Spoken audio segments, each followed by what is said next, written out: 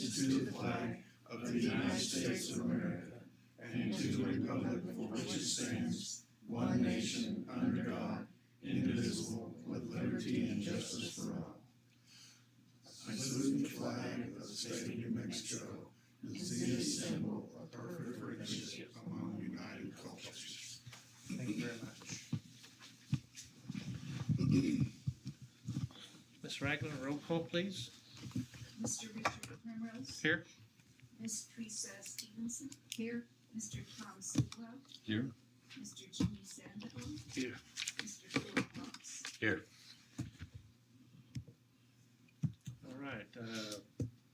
Next is approval of the agenda. Has everybody got a chance to look at the agenda?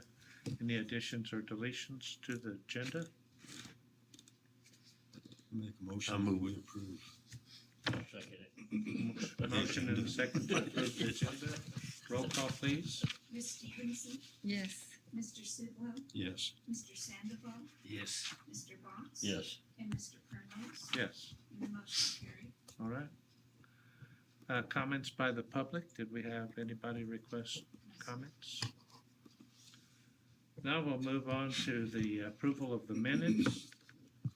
The regular board meeting for July the 16th. Has everybody had a chance to look those over? Any additions or deletions or not? I'll entertain a motion to approve. I'll move that we approve the the minutes as presented. Second. Okay, we've got a motion and a second to approve the regular board meeting July the 16th. Roll call, please. Mr. Sidwell. Yes. Mr. Sandoval. Yes. Mr. Fox. Yes. Mr. Primrose. Yes. And Ms. Stevenson. Yes. And the motion carried. All right. Next is approval of the special board meeting for July 22nd. Everybody had a chance to look those over, or any additions or deletions for it? I'll entertain a motion to approve the special meeting minutes. So moved. Second. Got a motion and a second. Roll call, please. Mr. Sandoval. Yes. Mr. Fox. Yes. Mr. Primrose. Yes. Ms. Stevenson. Yes. And Mr. Sidwell. Yes. And the motion carried. All right, under the chairman's report, first of all, I wanted to thank everybody that helped in the golf tournament. I know Marty Garcia and Dean Garcia and his whole family were there, and they did a lot of work. We had really good participation. It's the second year. We were hoping to have a little bit more participation, but we had the same as last year, and we had lots of people from out of town. 65% or so was all out of town participants. And I also want to thank City of Tucumcari and the Lodgers Tax for helping fund that, because it really did help, and all the proceeds go to the foundation for scholarships. So thank everybody that participated and helped in that tournament. The pro Charlie Marcel had the golf course in really good shape. It was great participation. He's still around here? He's still here. In fact, he just renewed his contract with the city for another 4 years. Yeah. Also, I sent everybody the notification about complimentary retreat that we may get from ACCT for the board of trustees. They're going to announce that on September the 10th. So we may be in the running for a complimentary retreat for the trustees. That's all I have. Next on the agenda, I'll turn it over to Dr. Moss and his report. So I passed on to y'all the capital outlay meeting went really well. Mr. Martinez and I both were extremely pleased with how we left that, and I think both our hope is that we see most, if not all, of that funding, that 990-some thousand approved. We updated them on our audits and some other information about the college. And speaking of the audits, again, Mr. Hio said she feels like she wants to get the 23 audit done by the end of this month, and tentatively to complete the 24 audit by November deadline for audits. Make it extremely busy for a business office, but I think they're in better shape for 2024 than they've been in a long time. So that'll be exciting, if nothing else, just to get 2023 done, so that at least for a month or two we'll be caught up, and then hopefully we won't get much behind, if at all.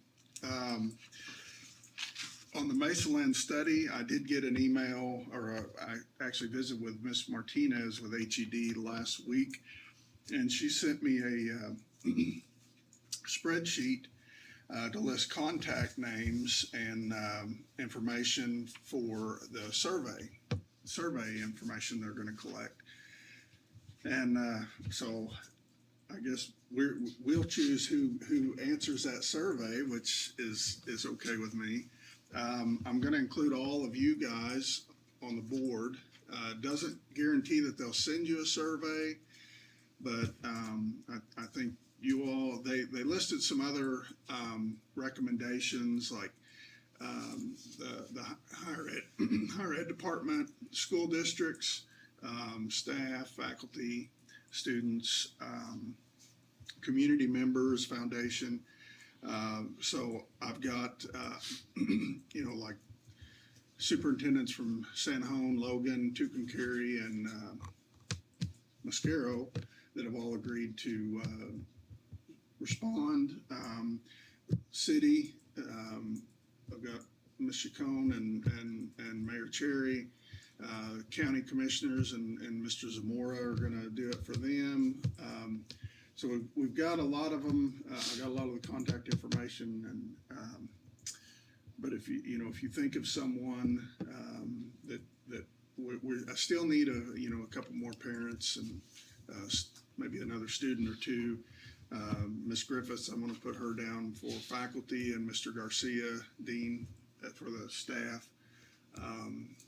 So we'll see, but I'll get those turned in hopefully by tomorrow, and that should be going out. I don't know what questions are going to ask or what that's going to look like, but we'll find out.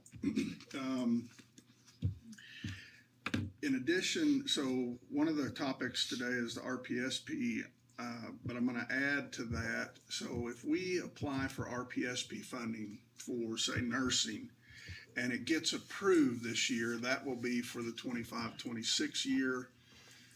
Also in discussions with HED, we are able to apply for a supplemental funding for that program using the same reasons for this year. And so my hope is we can get some of that approved, and that'll help support our nursing program, this year, instead of waiting till next year to get supplemental funding for that. But that's due November 15th. I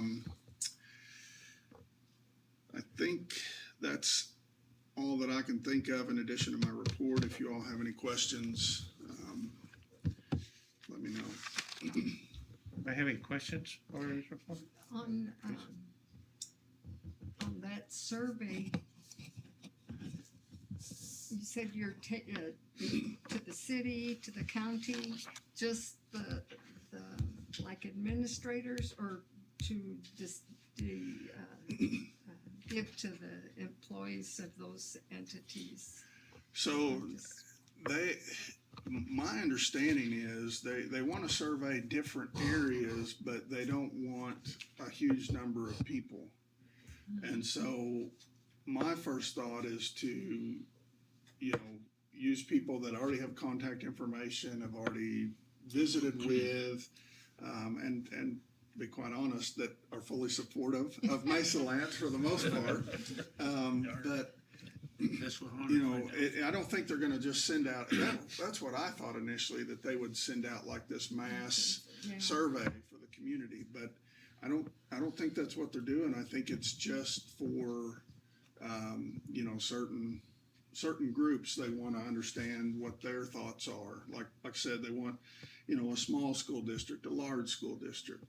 And I probably added more than what they've already asked for. But that's that, you know, I added like Connie Loveland, the Main Street director, Miss Olson, who's like the interim director of EDC and Chamber. Some of the banks like Cooper Glover and Garrett Baker and some of them, you know, Foundation, Mr. Bettigan and Richard Randalls, and there are a couple administrators like, you know, myself and Josh and Joel and Mark, but I don't know that they'll send us a survey. I'm just going to add us to the list. But I don't know if that answers your question Yeah, or not. What about that dual enrollment? Are they teaching that pretty good, or they're just letting it go by? On what specifically, we're still doing dual enrollment. Now we've especially focused on schools around us. So like our numbers are really good from Tucumcari and Logan. Those numbers have stayed high. You know, we don't get as many from the ones further out, San Juan, Mascaro, Roy, Des Moines, Clayton. Those are smaller in number, but you know, when we pull back from some of those outside of our area, because even if a student took a dual class with us, we don't see them coming to Tucumcari for college. So the ones that we saw maybe drop from last year to this year would probably be Santa Rosa, I think. I don't know if we ever got any. And the year before was Moriarty. Yeah, Texaco, Dexter. Those are ones that we lost from last year. But again, that the idea of and even you know, Mr. Martinez and I at the Capital Outlay meeting, that was a discussion on you know, dual credit, because they've said, why are we pushing dual credit? Because it's not cost effective for colleges, because we don't get funding for it like other courses. But we still need to offer it for one, it's helpful to those students that want to get ahead in high school, and two, it's a good recruiting tool for us to start them on classes, and then they're, you know, that makes it a little more likely that they may graduate high school and then go right into college here. And that's another reason why we want to focus on the ones around here. So I would say, especially Tucumcari, Logan, those are as high as they've ever been, I think, or pretty close. Okay. Because I worry about them, because it's nice, like you say, I'd like to get them to be here, but we have to talk to the city and the county about it also. Yeah, but they're locally they're good. We've got pretty good numbers from them. That's good. Any other questions for Dr. Moss? Not, we'll move on to change our spring break from March 10th to 13th to March 17th through the 20th.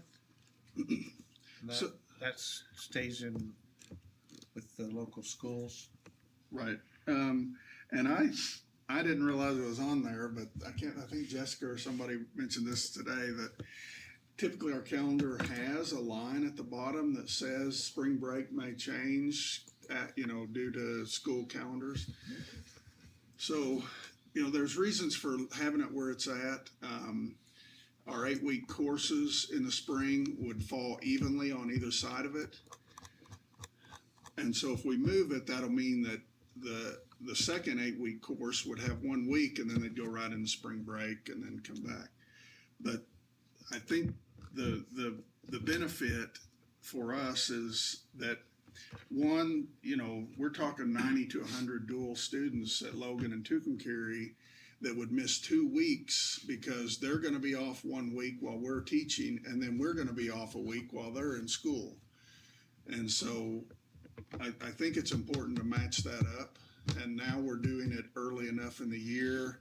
And from last year, we know we've got to do a better job, all of us, including our faculty, at educating the students, making sure everybody knows what the right date is, and also communicating on attendance. But, it's for our staff and faculty that have kids at the local schools. It's for the dual students from those schools taking classes, and some of our regular students that have kids in school. It would make it easier for them.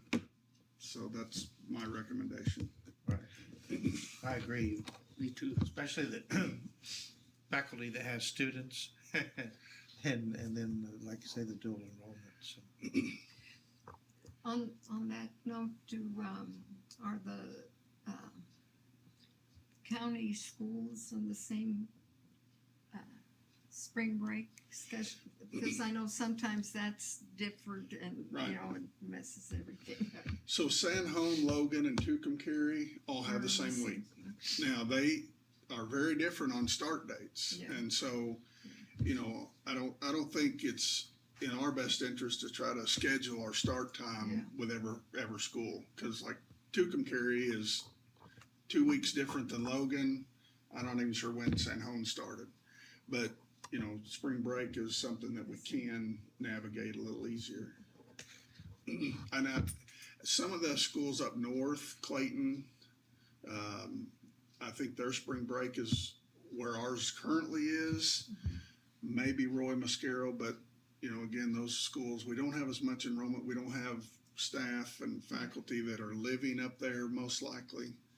And so it's not as, I think we really need to look at the 3 schools around us more than anything. I agree. Is there any other questions about that? Do we get any participation from the house school district? We've had a couple. I don't know how many we have this year.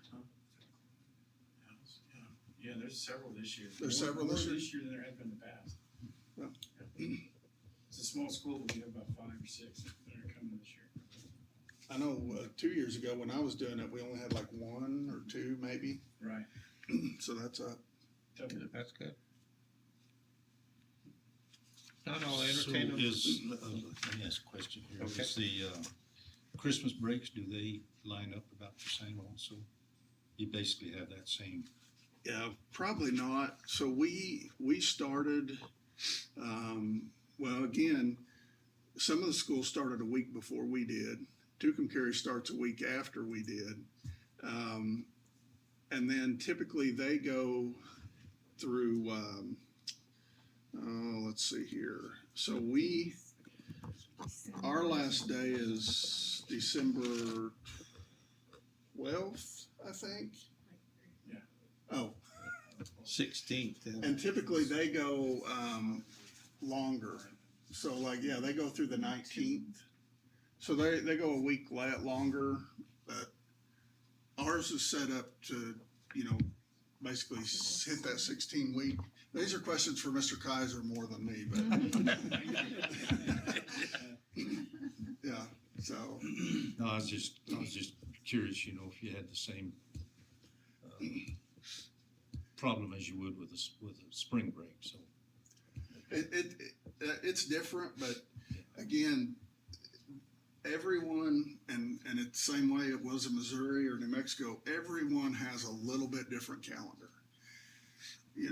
Some of them go part of the week in Thanksgiving. Some take the whole week. Some make sure that they have 2 weeks over Christmas or whatever. And so we probably aren't going to get the start and end to match up, but The public schools usually are doing their semester testing that week, and it's messed up anyway on their schedule, so, Yeah. they'd probably be doing that instead of coming over here anyway. Yeah. They're pretty close, so they come back, public schools start back to January the 4th, and we start January 3rd. Well, we'll start January 12th, 10th, First day of classes is the 13th, January 13th. 13th. First day of That's right. classes. Yeah. But our staff. Begin the Our staff 13th. Yeah, our staff Okay. comes back the 3rd, but Okay.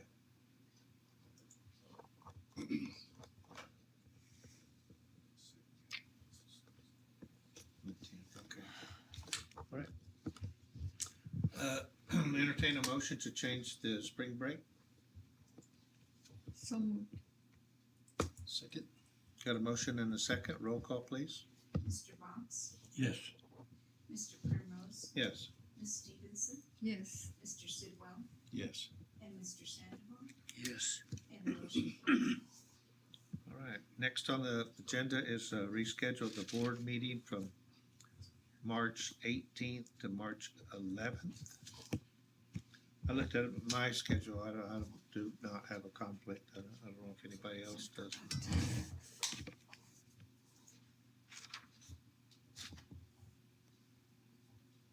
I don't know what I'm doing next week, much less. Next year. So, In March 11th. March the 11th.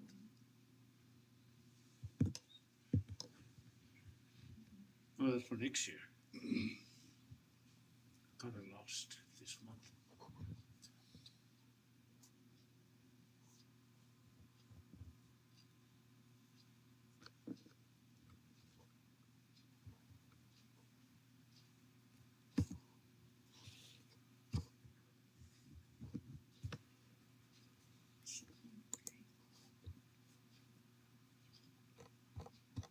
It is a ways off, but so that way we get to advertise.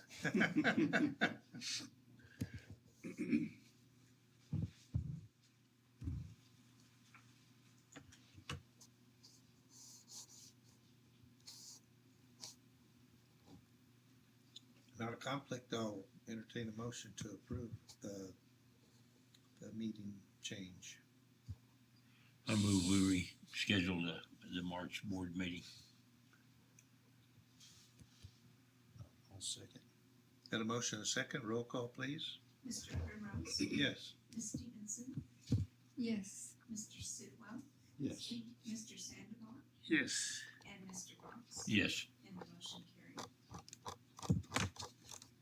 All right, next on the agenda is the HED quarterly report for the last quarter of 23-24. Looks like it's all the same, basically the same. We're still using some of the HB2 funding, so we have to check that one box that said we did get some funding in advance. But that's been in the last several quarters, so. Other than that, it looks good.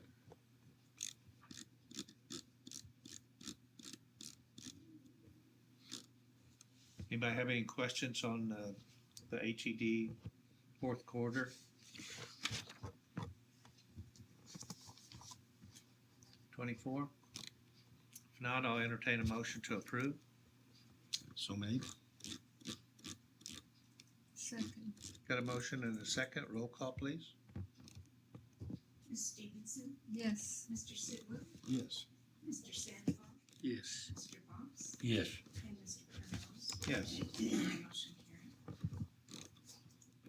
carried. Next is the July 2024 financial report. So if you guys have any questions on those, I'll try to answer anything I can. One note, and Mr. Primrose and I talked about this morning, we're gonna try to, and Ms. RS has been out for a couple days, and then the auditor last week. I'd like to simplify some of these a little bit so that we get some of these on one page. Remove some of the information that's not as critical, like, I don't know that you all need to know the due date and invoice date. I think your concern's more with, when the check was written and the amount and what it was for. So we're gonna try to clean some of this up, and maybe, my hope too is to get the budget put into Genzabar and start generating reports that would show, so we've been through July, so that's 1/12 of our year.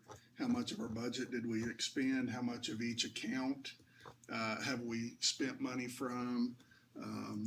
And that will help you all see how are we running for the year. That'll be exciting for me anyway, whether you all or not. But you may see some changes over the next few months. And if there's something missing that you don't see, just let us know and we'll work to get that back or add that to it. Oh, I agree. Even the first page where it's got estimated your cash asset, excuse me. So it has part of it on one page and then part go down, and then it has part of it on the other. We could get to where we shrink to fit, so it's all on one page, so it's easier read. And I agree with Dr. Moss. Even the CDs, it takes 2 pages to do what we used to see. Front and back. One, 2 one pages, page. front and back, you see, yeah. Mr. Primrose, I went and looked at what that was sent to me, and I think the reason why it did that is because it was sent to me in an Excel form, but the orientation was on not on landscape. So that's why it put on 2 pages instead of longer. So I think that's why it did that, from what I can tell. But once I put, everything together in one PDF file, it does change it from Excel to a PDF. But I think that's what happened, because I went and looked at previous ones, Mhm. and their orientation was in landscape rather than. So I think that's why it did that, Well, I think I'll kind of make sure that it's in the landscape orientation where it doesn't put on 2 pages. if you whenever you combine it, instead of converting it to PDF, it can leave it in Excel. I don't think it will. I think once you combine it, you create it into a PDF file, and so it does change it to a PDF, I think, but I'll check with IT and see if there's some way Yeah. to keep just that. If not, I can combine everything else and, give you 2 different files. And leave the One in the Excel. Excel. Yes, sir. If we can't figure out a way to keep it in Excel. Right. That would be the best option. Absolutely. It would save from going Yes, back and forth. I agree. Where you could see everything, even if you have to slide it over like an Excel spreadsheet. Yes. But Yes. and then some of them, like Dr. Moss was talking about, you could not necessarily put everything out there. We basically need to know a check date and who it's to and when it was printed, or check date and an Well, amount. and if there's a way of Doesn't have to deleting have all the anything blank all of us. spaces there, Yes. Absolutely, yeah. makes a lot of extra pages. Yeah. So all of these are in an Excel spreadsheet, and you They are print. in an Excel spreadsheet, and I think probably the thing was the ones that I received, when Tammy would send them to me, she had them in a landscape orientation.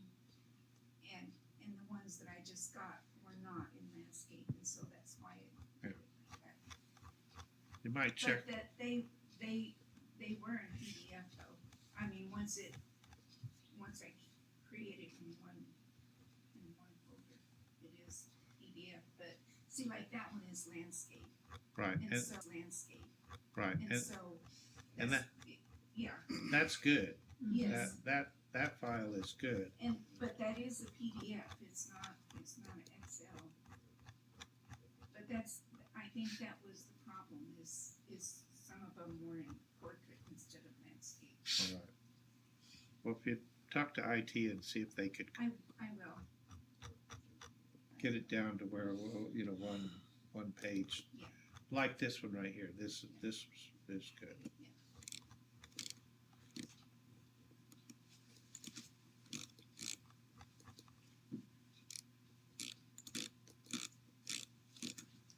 PO list is good.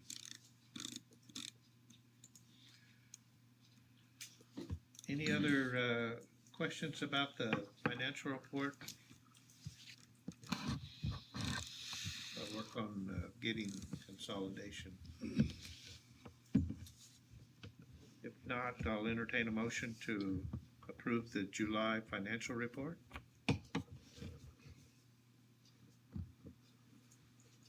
I move we approve the July financial report. Second. A motion and a second to approve the July financial report. Roll call, please. Mr. Sidwell, Yes. Mr. Sandoval, Yes. Mr. Boggs, Yes. Mr. Primrose, Yes. and Ms. Stevenson, Yes. and the motion carried. All right. Next is our bank account signatories. There's a list of everybody that's on these accounts. And I know we've done this like, I think 2 or 3 times already, Yeah. but for some reason, the banks Every are time struggling there's to a- get this done. So we're hoping this is the last time. And I would note, we need to modify it so that my name is spelled correctly, but, Yes. this will put, you know, the chair, the vice chair, and the secretary on the accounts, and then myself and Miss Arias as the director of business services, with keeping Miss Hall as a view and resource person. And I think all these still require a 2-signature, right? And Anyway, it's- yeah, it says that. It's only been at, okay, we don't have to go sign anywhere else except at, New Mexico Bank, is that the only place? I don't Or know. do we have to- If you have to, we'll let you know. Okay. You know, it's like when we were dealing with Wells Fargo, and none of the current ones were, well, I think we had a couple current ones, but they had A lot of the old people ones. from several years ago still on there. So this should be the only action you'll have to take as a board, but then it'll just be when we go to each one and see what has to be done. All right. So, entertain a motion to approve these signatory list, with the change of, Dr. Moss's name being corrected. I'll make a motion that we approve the signatory list with that Second. purpose. All right, roll call, please. Mr. Sandoval, Yes. Mr. Boggs, Yes. Mr. Primrose, Yes. Ms. Stevenson, Yes, and Mr. Sidwell, Yes. and the motion carried. All right. Credit card rates action. So we did not get that together in time, but I wanted to talk just a little bit about it to kind of prep you all for when we do get that. Should be next month. So when I came here, and still, all we have is a debit card. And you all probably familiar enough to know that debit card doesn't come with the same securities as a credit card. And so, so far we've waited because I thought we had to get our financials in order. But Ms. Arias did some inquiries, and New Mexico Bank and Trust said all we need is just information to get that started. So she's going to get some rates and things from, look at the area banks and see what might be the best option. And New Mexico Bank and Trust might be our only option. But we definitely like to get something where, my experience is typically we had, a card in my office, a card for maybe VPs and, executive director, and with limits on them. And of course, you still got to go through the same processes, procurement and things like that, documentation. But, there are a lot of times where you don't have time to wait on a purchase order, or they won't wait till you send them a check. And so we want to get that ahead. I think that even come up in our audits, didn't it? Or didn't maybe, seemed like either maybe Ms. Arias mentioned it, or maybe it was in my conversation. But it's just one more way of kind of securing, not that we've had an issue with money that we know of being taken or misused, but you always have to watch out for fraud and even people outside the organization. So we want to work toward that, but we just don't have the information yet. I think that's a good direction. We always did that, and we had it in department heads' names with limits, and especially for online sales, it's just so much easier with a credit card, or that's the only way they take it sometimes. So Yeah. I think that's a good direction to go. So we'll have a motion to table this until we get more information. I'll make a motion that we table this, pending further information. Second. Motion a second. Roll call, please. Mr. Knox, Yes. Mr. Primrose, Yes. Ms. Stevenson, Yes. Mr. Silva, Yes. and Mr. Sandoval. Yes. And the motion carried to table. Thank you very much. Next on the agenda is academic affairs. Mr. Kaiser. Well, Been busy? a little bit busy. If we, members of the board, you have my board report for academics, and we'll start with the calendar.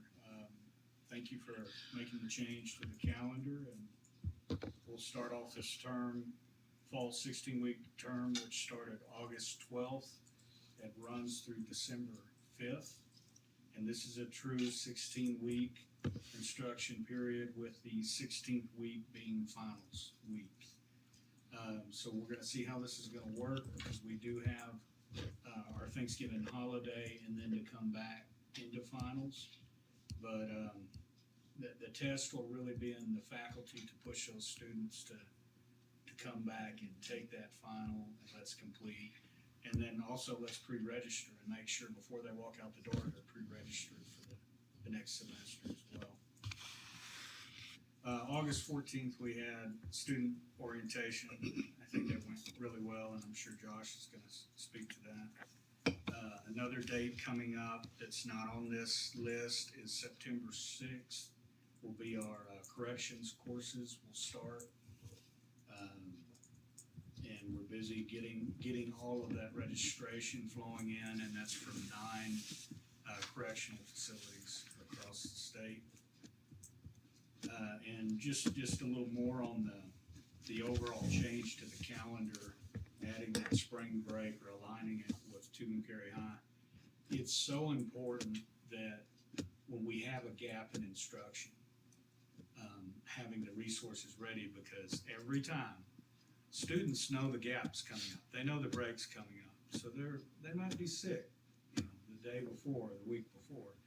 So the shorter the gap, the better for us to support those students, because if we lose them for a week, it's really hard to recover.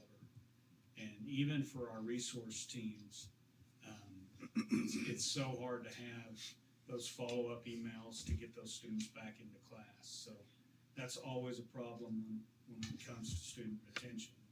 And we have a dedicated team for that, and I'll show you some examples in just a minute as well. Item number 2, new hires. I'm not sure we made this announcement last board meeting, but I did want to highlight Mercedes Vega, our new nursing faculty hire. And she comes to us with a wealth of experience. She has bedside experience.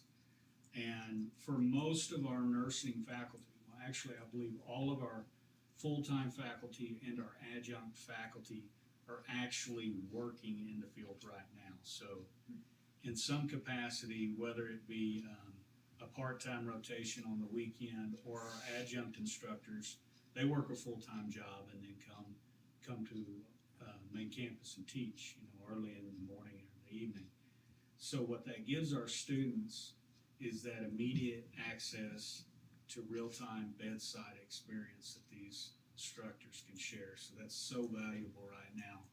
And other nursing programs are taking notice. And the reason we know that is we see those numbers coming from Clovis over here, because they hear about these wonderful opportunities for nursing students. And, I think it's due to our instructors and facilities. So I just wanted to highlight that and kind of rub that in to the other institution. Also, I want to start highlighting when we bring on a new adjunct instructor. We have 3 adjunct instructors I was going to highlight here: Crystal Hall, Julie Book, Momchil, and Nasavov. These are all geology, science instructor, and then an English instructor that helps with dual credit students out at Des Moines High School. So again, some really good experience coming into this institution to help our students in these gen ed courses. Other areas I do want to highlight, and I'm going to skip down. I don't want to take you guys through the entire list. 5, Area 5, Roman numeral 5, which is dual enrollment. To answer some questions about dual enrollment, not on this list is House, which we need to add House to our dual enrollment supporting list. And there might be some other schools trickle in toward the end of the week. But again, the main numbers are coming from our local schools within Logan and Tucumcari, and I think it's 70 to 85 students total, somewhere around there. I could be shooting over. It seemed like we had about 70. Logan and Tucumcari combined? Right. Or is Over that 100. all? Yeah, so you got, 50 and 58, so now it's over 60, and you add 34 from Logan, so that's 90, about 100. There you go. There you go. I'm sorry to shock. That's I've okay. seen a lot of shocked faces. Fast math. Yeah. That's what I'm looking for. Can you do fractions? No. So what I think is going to happen with some of the strategic enrollment planning, there's about to be a major focus on these high schools, communicating with the high schools, both through academics and Josh's side with enrollment and recruiting. And I think in the next year we're going to see an increase out there.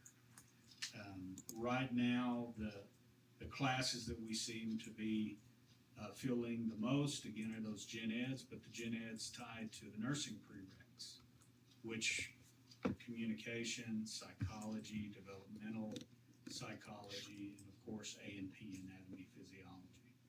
So those classes are full, and that's a good sign when those students are taking gen ed classes.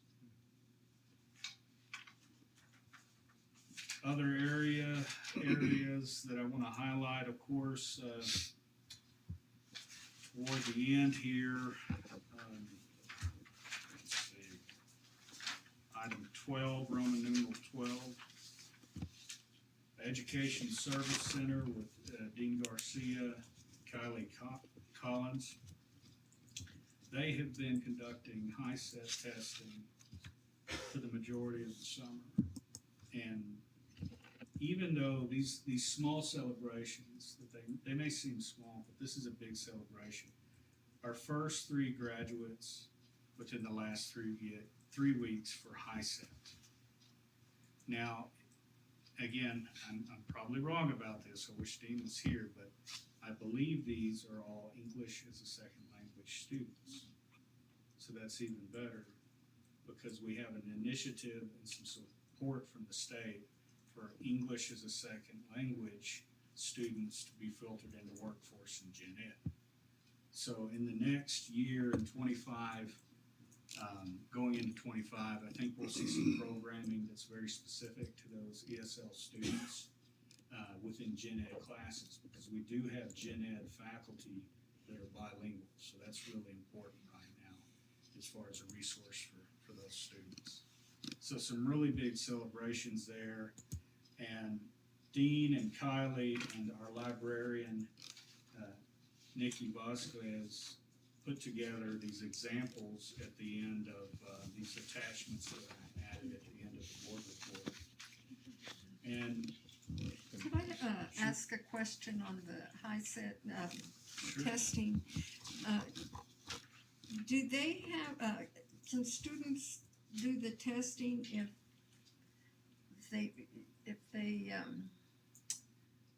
what am I trying to say? Okay, it used to be that if they dropped out but they were still high school age, they couldn't take some of this testing. What are the requirements now for some of that testing for kids that have maybe dropped out of high school? So, you might have an answer for that. I'm looking. So my experience is you had to look at the student and see if they were a certain number of credits behind where they should be, and that would make them eligible even though they're still in high school age. You know, someone, you couldn't drop out as a sophomore and go take it because they may have all the credits up to that point. And so I think that's the guide.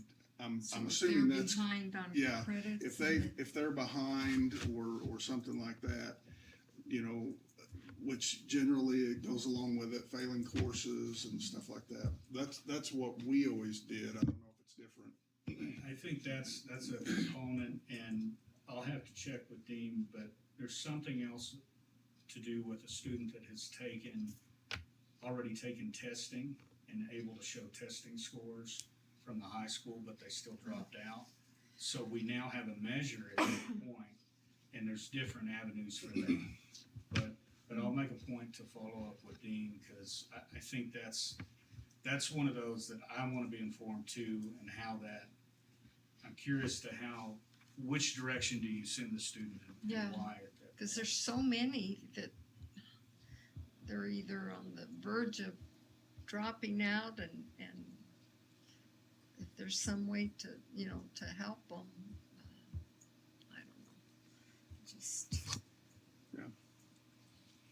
And to add to this, some of the resources coming out of the ESC Center, not only does this center provide our high-set testing, our ESL classes, but they offer tutoring for our students. Dean also supports the Honors College, which will have our first Honors College meeting on August 27th. And what the Honors College is, it's for students that are eligible, meet a certain GPA requirement, and they take on an extra research project within their course of study. So there's been a push for all classes that we offer. There's no reason that we couldn't have an honors student, many honors students identified and actually go through that process. And in the past, when we've had honors student presentations, an example, and I don't have an example here, and I apologize, but we had a nursing student take on just a research of a specialized disorder and investigate that impact within the region, how that was showing up, and do we have the resources to better manage those kind of health issues. So it was really interesting to see that kind of research at community college level. And I would argue in some cases that's some of the same research we would see at, you get into a junior class or maybe even a senior classes at some four-year institutions. So again, it's a really great resource for our students to prepare them for critical research. So when those actual presentations start, we'll make sure to notify the board. I hope you all can come sit in on one of those sessions, celebrate that research with our students. The last item on this list, articulation agreement with Texas Tech. I did receive an email where the articulation is accepted, and we're looking to match up 4 to 6 extra classes of the 60 credit transfer. So they're going to accept our AA liberal arts pathway fully into Texas Tech with some stipulations on scholarships and some other class design, but I'll get that info to you as well. So that's some good news for our articulation agreement. And I would just add to that, we have students, a lot of them in this area, the northeast part of New Mexico, that are looking to go to Texas for college. And that's one thing we heard was, will these credits transfer? And most of the time they would, but with this articulation agreement, we will have documentation that, hey, this will go to the largest university on this side of Texas. So it's really great. Any questions about some of those items? Excuse me. I've noticed quite a few kids when they graduate from high school in the northeast part of the state, they go to places like Clarendon and Tarleton and places like that. Is there anything in the works for articulation with those?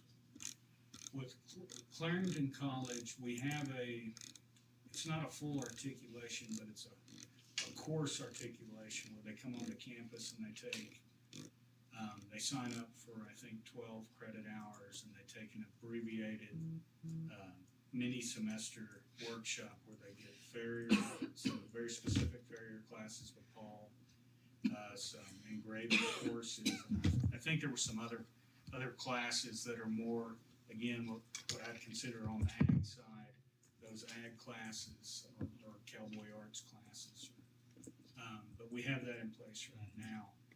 Now, in the next catalog update, which will be the new year, right now we're looking at a program review of an ag certificate and an ag pathway that aligns very closely to New Mexico State's general ag degree, and at the same time, it's going to align to some of the schools in Texas, their agriculture degrees. So what that does for our students is they may not know at this time that they want to be ag business, right? Or an ag program that's focusing on rangeland management. But if we can give them a survey of those different classes instead of dumping them straight into an ag business where they take accounting the second semester, which that could be kind of overwhelming for a student that's never taken, different math, accounting, business math courses. So we're hoping that we can get that established, get it complete, and the pathway approved, and I think that's going to be one of the major programs in the next year. I hope. Keep my fingers crossed. The last items I wanted to share here, some resources are our librarian and again our ESC Center, Educational Services Center put together We've got Nikki in our library, does an amazing job providing after-hours tutoring sessions for our students. And the thing that I really like is she puts together a database how-to and provides tutoring for our instructors. And that database accessing is built into our LMS, our online course, where they can actually go in and search for certain articles, Libby articles. I believe we got JSTOR access. But again, amazing resources for our students. And in this last semester, they figured out a link and a way to actually provide these resources to our correction students. So it has to filter back through their coordinator, of course, and then different contact points on the campus, but we're able to now provide some of the same resources for those students. So that's gonna help us in our accreditation review, so I'm really excited about that. ESC Center, some information about that, the services we offer there, and yeah, just a big shout out for our support staff and our faculty. I'm full of questions today, sorry. As board members, can we get access to some of these resources? I don't see why not. Just like with our email, or just talk to Nikki about it, or? I think first we could talk to Nikki, but I can follow up. And I think the best way is you'll have to sign up for a really hard class, so I'll pick anatomy, physiology. No, if I remember right, there is a library, it's gonna require you to have a Mesalands email, which I know you all have Mesalands email.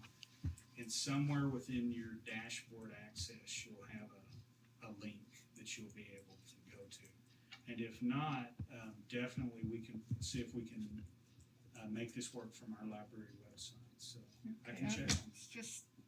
I was really interested when I was looking at this. Sure.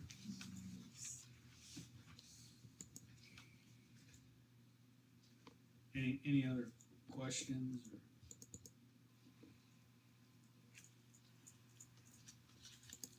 Any other questions for Mr. Kaiser?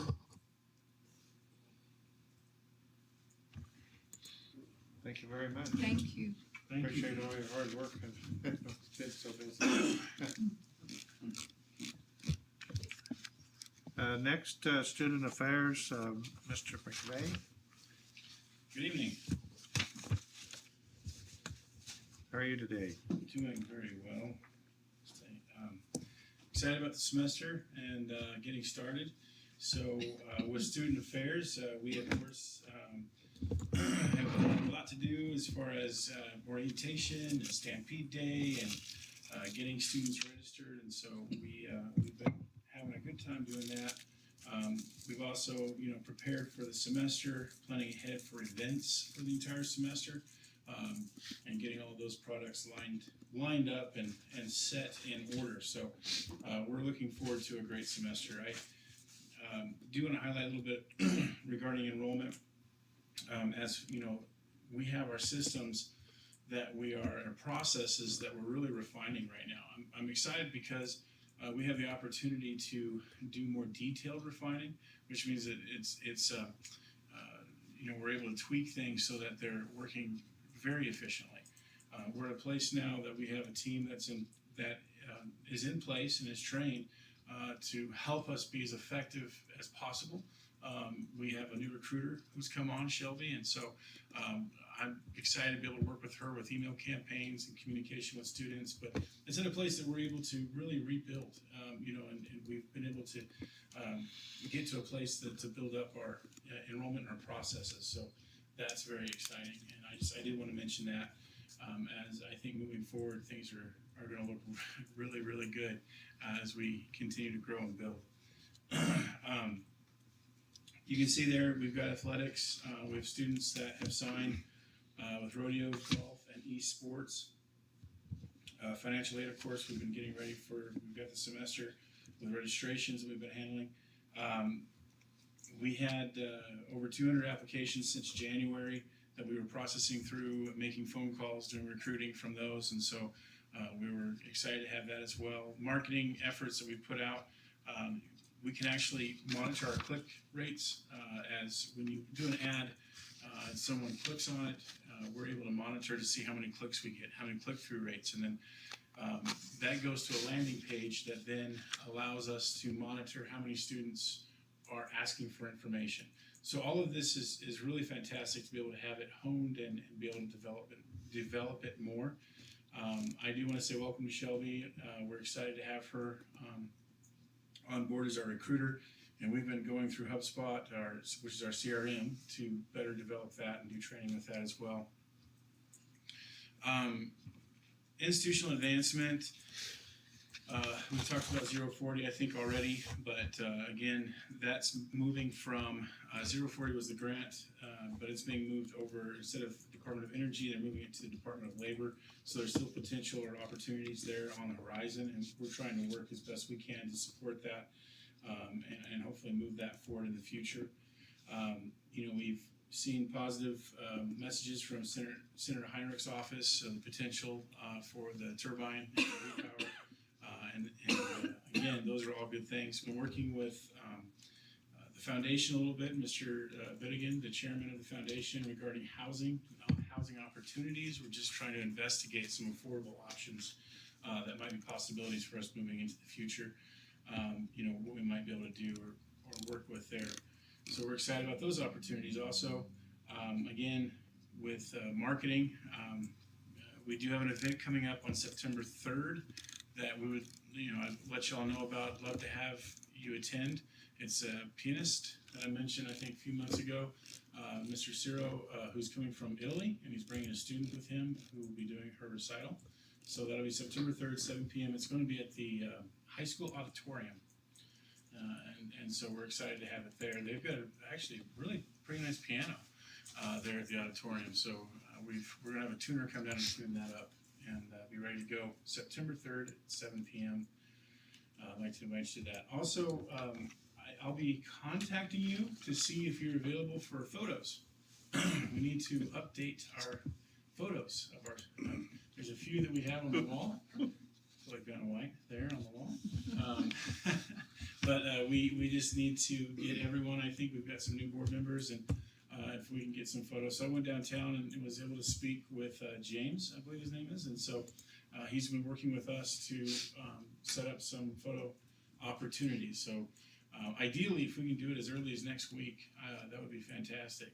If you could have availability next week, and I'll reach out an email and see if we can set some times up that we can all work together. Unless I don't want to take your time tonight. We'll figure it out later. But also would like to do photographs of the president, and I'm going to be consistent with the background from past presidents that we've had before. They do have the background that we're looking for, so we'll be consistent with that background. And then also with a few of the department heads and others, we'll do some pictures of them as well, and we can put those on the website along with y'all's photos as well on the website, and decorate our halls with your lovely photos. So excited about all of that. In closing, I wanted to show you a couple things. I will be sending out a survey. We are building with the new logo and new colors throughout the year, but this is a pennant that I've been working on, and I do like to take a little time to kind of show some stuff off. But this was completed today, and I took notes on it. But so we've got different options. I'll be sending out a survey to all employees and ask them to pick their favorite pennant, so we can create pennants to send to. We have elementary schools actually across the nation who have written us letters that would like for us to send them pennants so they can put on their walls, and that they can advertise, let the kids know the opportunities that are out here, where they can come study agriculture, cowboy arts, wind, things like that. So just on a really exciting positive note there, I'll be putting those out for a survey and showing those off. So I believe those are just kind of all the highlights that I have. And I entertain any questions if y'all have any questions from the rest of the report. I have one. Yes, sir. On the rodeo, can we get little kids to ride sheep? Well, Or do we have insurance problem with that? well, I don't. The sheep might have a problem with that. Finding sheep. Yeah. Yeah, I don't think. Yeah, the students. I don't think we'd be able to. I don't know. I don't think it'd be an opportunity for us to do that with the sheep. I don't think. I don't think that's an event I for believe the it's an college option. rodeo. It probably is a ranch rodeo event, isn't it? Is it? I don't know. Yeah, I don't think it's in the event, it's just a In little Albuquerque, when I local. lived in Albuquerque, and kids would hang on to the sheep Yeah, the kiddos. for Yeah. dear life. Oh yeah. Yeah. When those that turn one loose, and whoever gets them down, For the little it's kids. theirs. And it's fun to see the little kids. Yeah, okay, for little kids, we might be able to investigate that. I wonder if maybe during a rodeo, if we might have a little event, it might be fun. I don't know, I'll have to look into it for insurance purposes, though, too. I have an idea for you. Maybe instead of little kids, the VPs could wrestle down sheep or some pigs or something. You need to be quiet. Keep your ideas to yourself. I'm up here. Hang on now. You had your turn. No, we can work towards that.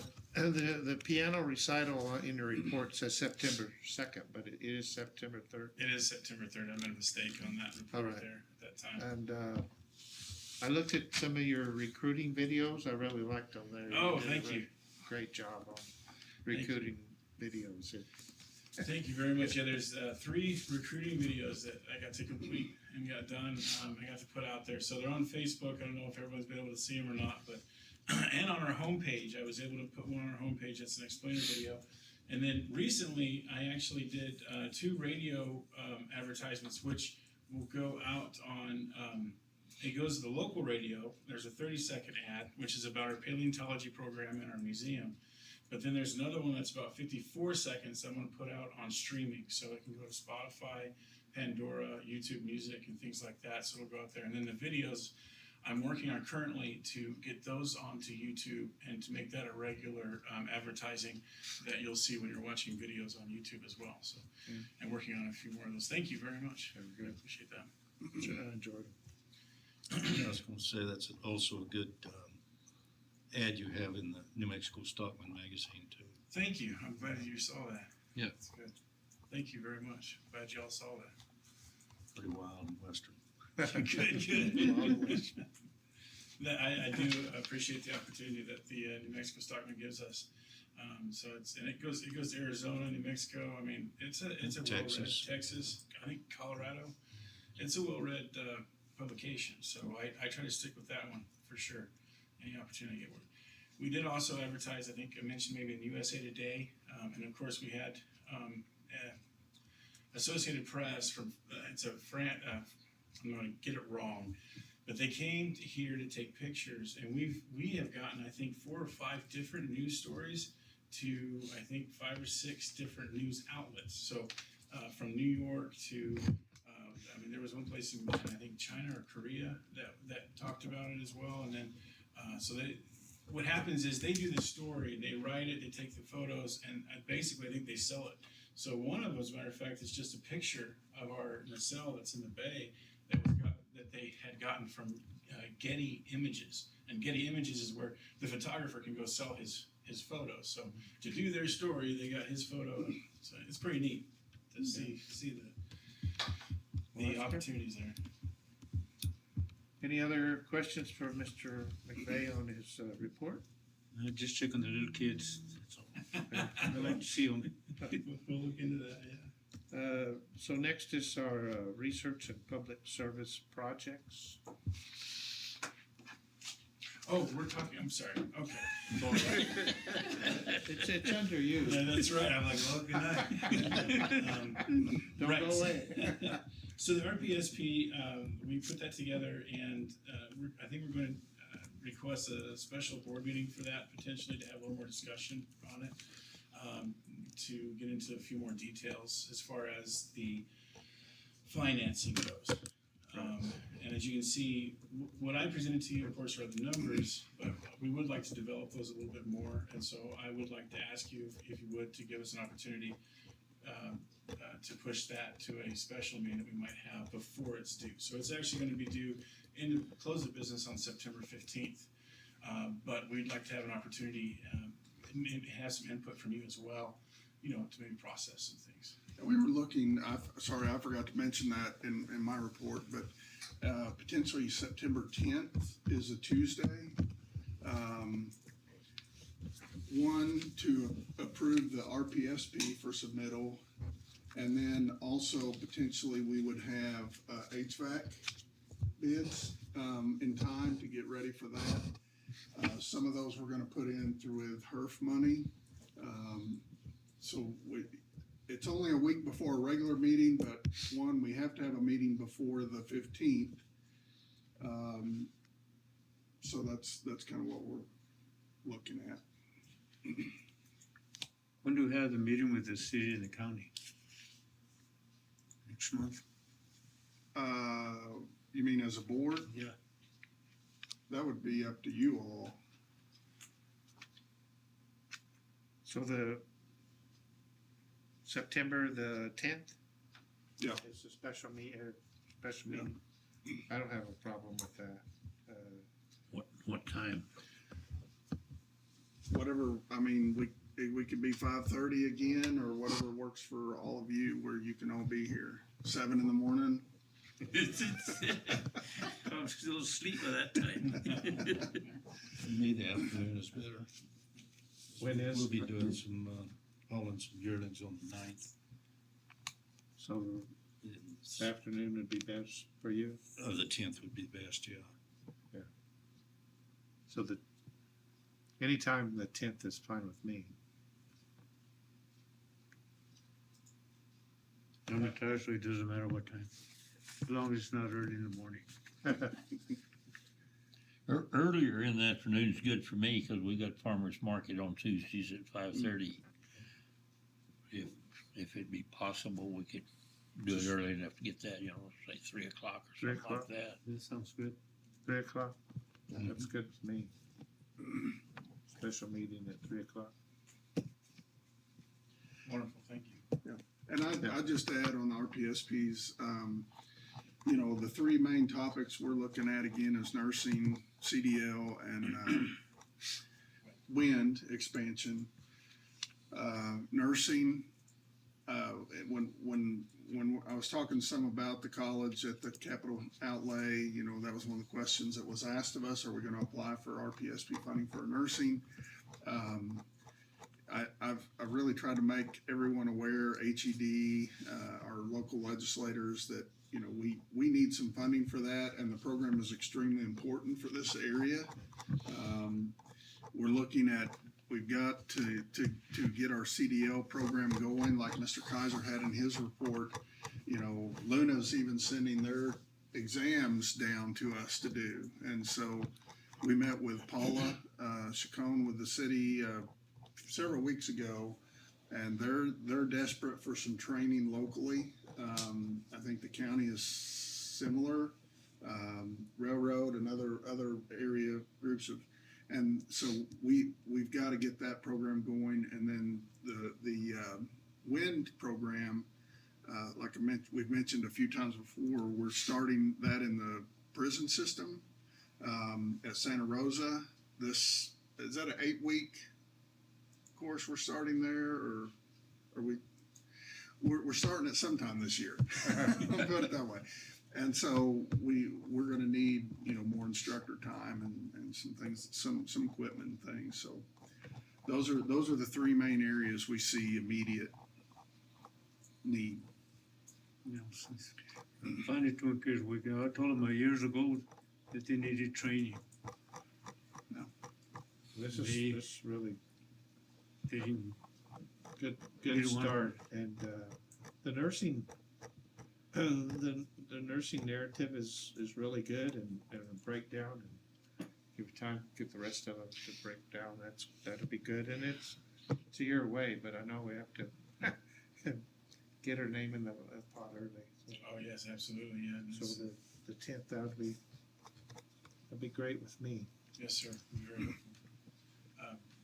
I wanted to mention before I finish too, my stepchild is attending college here, and earlier Joel had mentioned the ESC and Dean. So their fiance actually had taken classes during COVID and gotten it from a diploma mill, not knowing it, and so they thought they couldn't, they didn't know what they were going to do for college, and we called Dean, and Dean said, "Oh no, we can help out with that real quick and easy." So they're actually going to take classes now.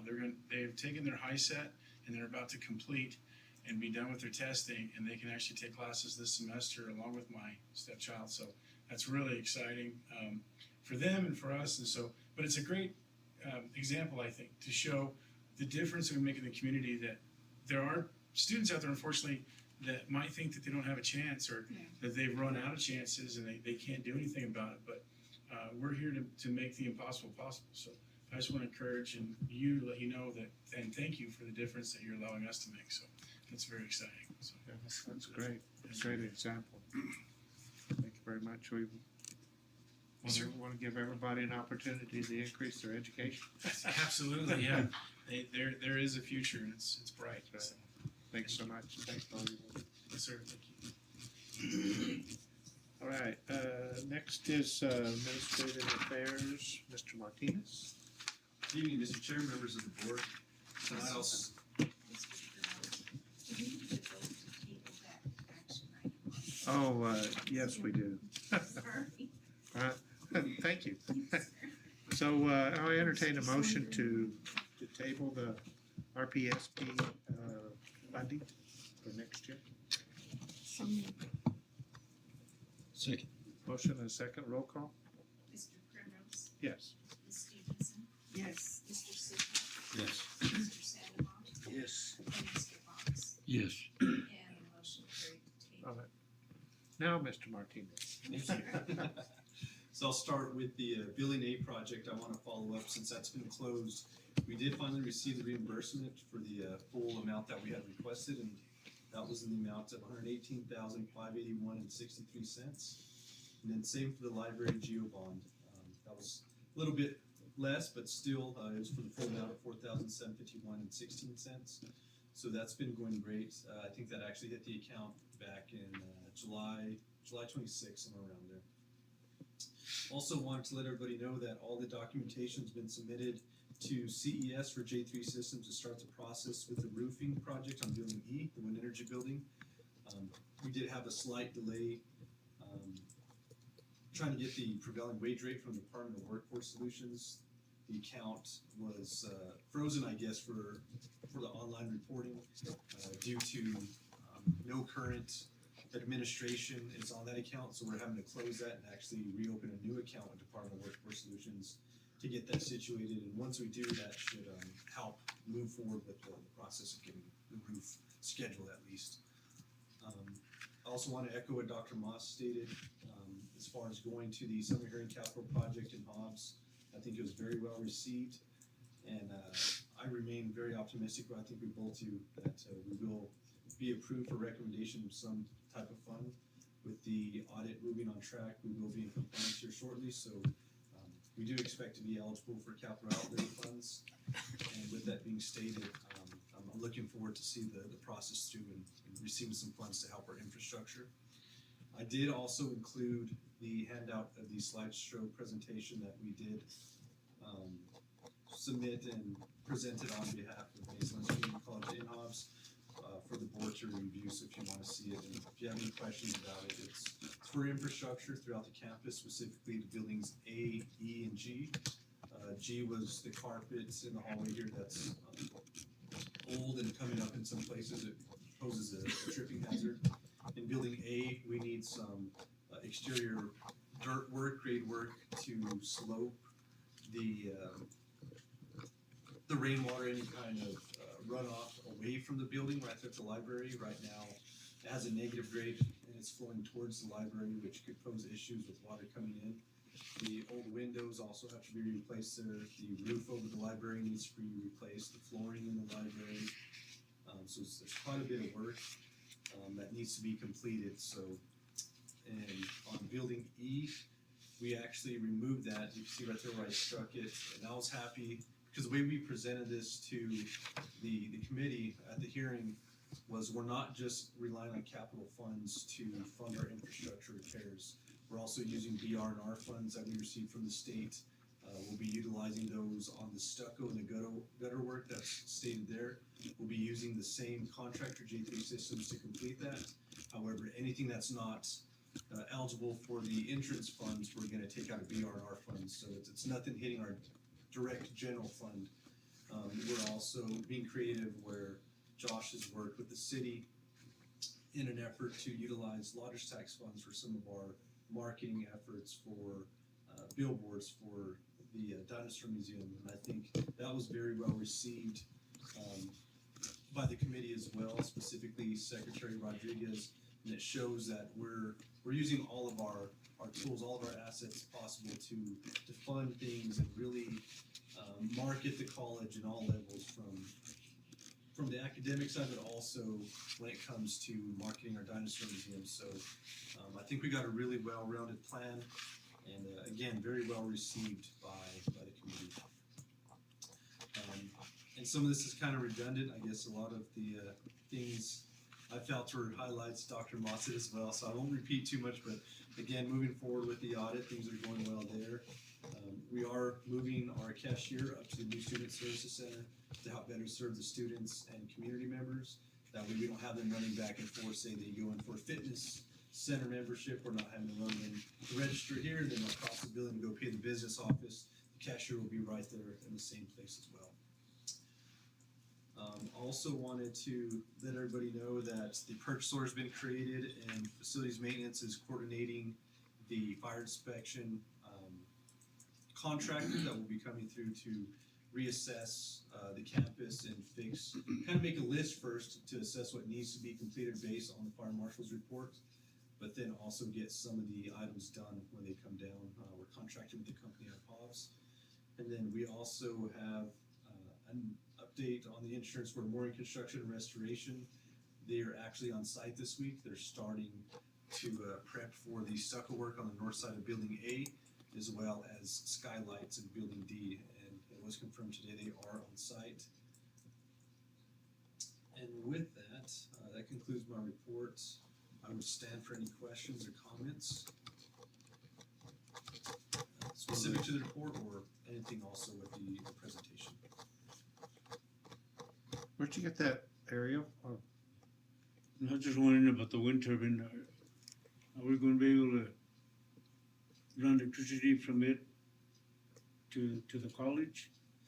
At this point, I don't believe it's equipped for it. Right now, it does provide electricity for Building E. We also have the solar dual axis tracker that provides energy to the batteries that are there, and they help as a backup to our server room for the computers that run campus. But right now, I don't think we're equipped to run that anywhere else on campus at this time.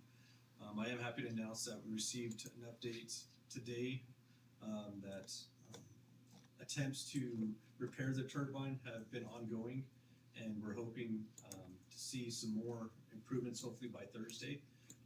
Tara will be climbing the tower on Thursday, and hopefully that will fix, remedy whatever's been down. There's been multiple issues with it, but so yeah, right now we don't have the means of supplying electricity to the rest of campus other than Building E.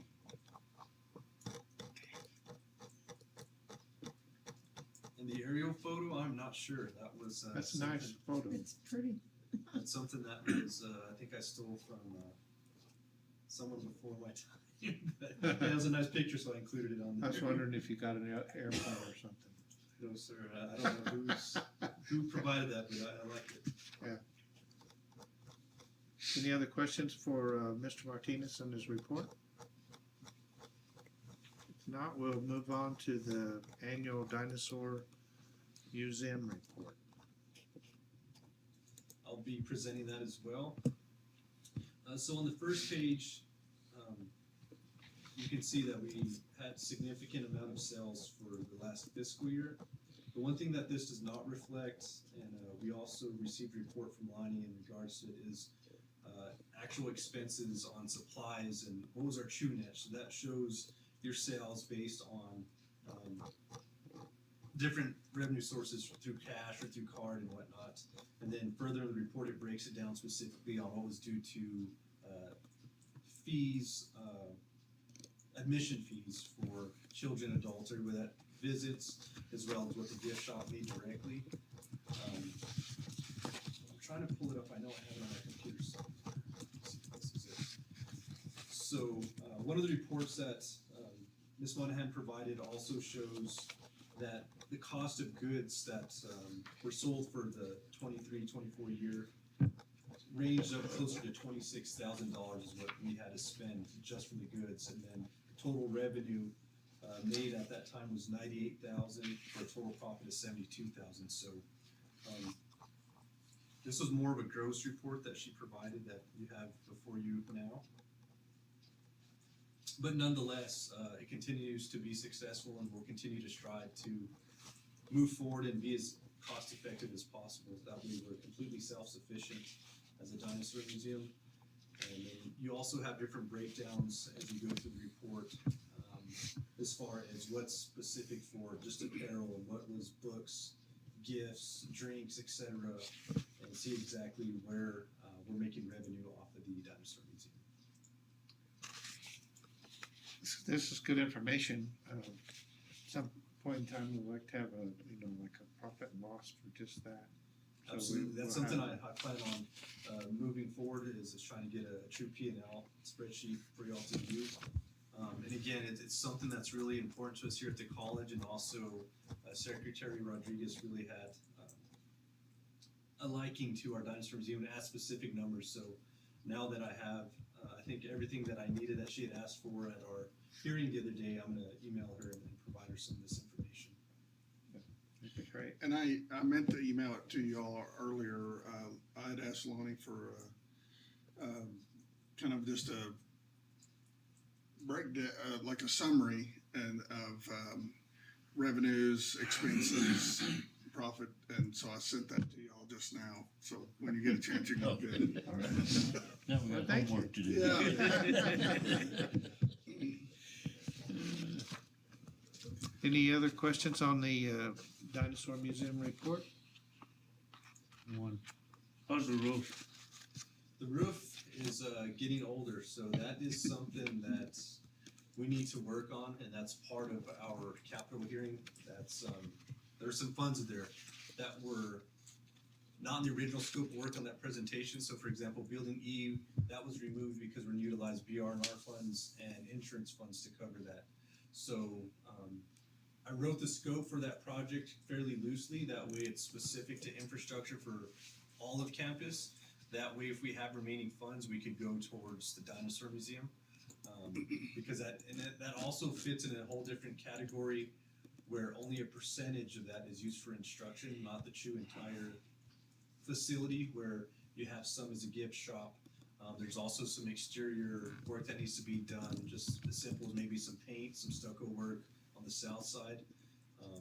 So again, that I was going to utilize more BR&R funds, but yeah, that's also on the radar of trying to complete those infrastructure improvements at the dinosaur museum as well. Yeah, 'cause I know when the wind blows, kind of opens it up like you open a can of beans, just the whole roof. It shouldn't be that bad. It was at one time. But yeah, it has been dated, and it does need some just some typical upkeep, routine, preventative maintenance type stuff, but not quite ready for a full roof replacement at this time. Any other questions for Mr. Martinez? That's it. For now. Thanks. Thank y'all. Appreciate Thanks a it. lot. Appreciate all you do. Governing sentence will be next month. So next on the agenda is the executive session. I'll entertain a motion to go in executive session. I move we go into executive session. Got a motion and a second. Roll call, please. Ms. Stevenson, Yes. Mr. Sidwell, Yes. Mr. Stanko, Yes. Mr. Box, Yes. Mr. Primrose, Yes.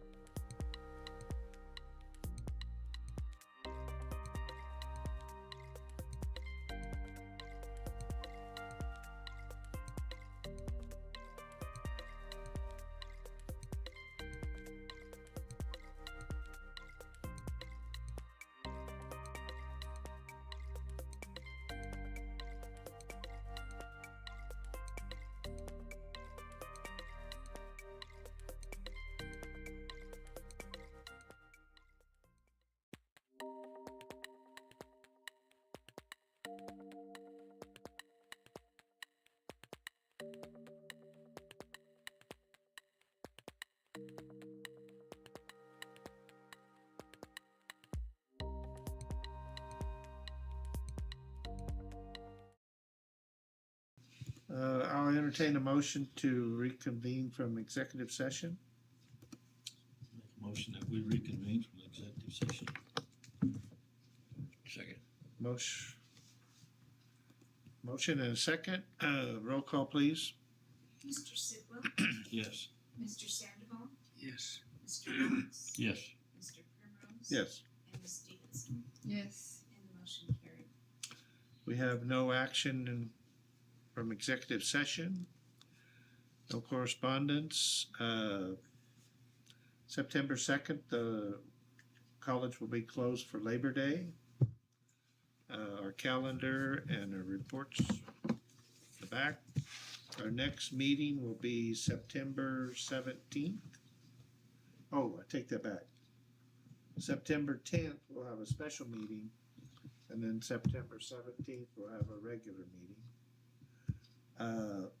I did not, Did we have a motion or anything? Did we need that or we you'll just let we us just know? kind of, Just it post wasn't it. on the agenda, so Okay. we just kind of agreed that. And I did not get any training. So the next would be entertain a motion to adjourn. So made. Second. Motion and a second, roll call please. Mr. Sandoval, Yes. Mr. Fox, Yes. Mr. Primrose, Yes. Ms. Stevenson, Yes. and Mr. Sidwell. Yes.